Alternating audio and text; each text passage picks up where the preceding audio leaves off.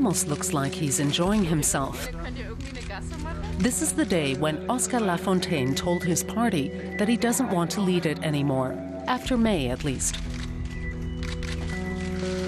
The Left Party ship must sail without a captain. He's ill, he says, and his work is actually done. In my view, and this is the decisive issue for me, the party is now in a position to continue on the course it has set for itself over the last 4 years. In 2005, Oskar Lafontaine and Gregor Gysi led an electoral alliance of former communists and dissenters from the Social Democrats into parliament.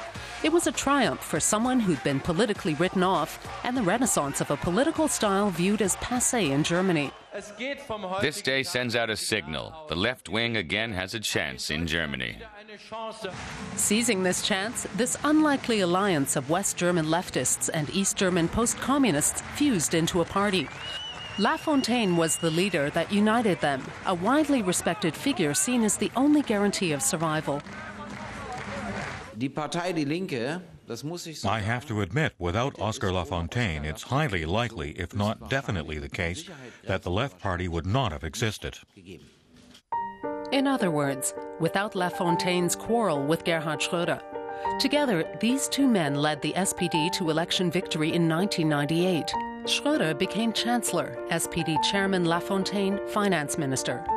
But it wasn't long before the feathers started flying over strategy, policies, or quite simply over who was in charge.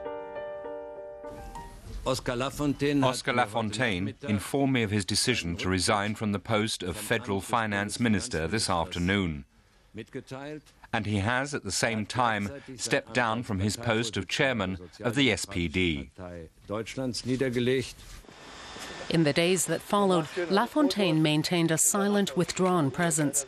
With few but concise words, he circulated an interpretation that lent his resignation an air of martyrdom. My heart can't be bought and sold. It has a home. It beats on the left. Lafontaine became an iconic figure for all those disenchanted with social democracy.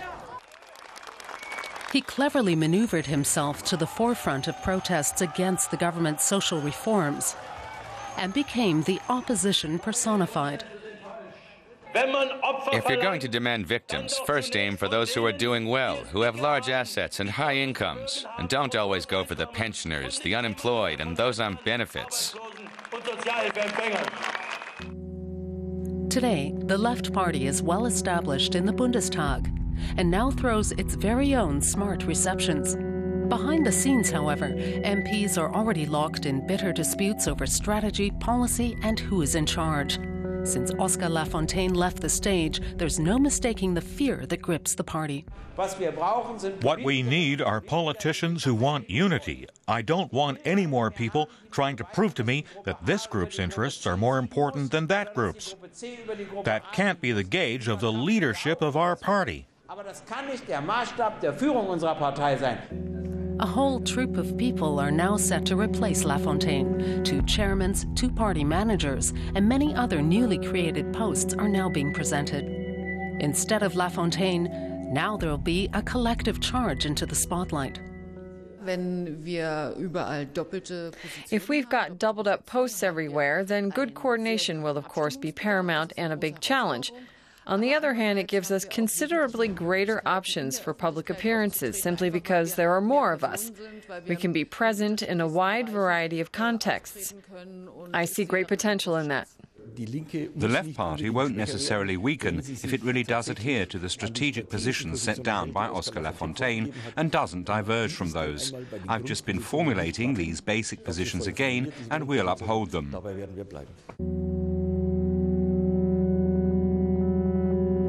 Oskar Lafontaine appeared to be in a good mood on the day he announced his plans. After all, he didn't want anyone drawing any parallels with his sensational resignation 11 years ago. Nevertheless, this is the second time that Lafontaine has worked to build up a party and then left it behind.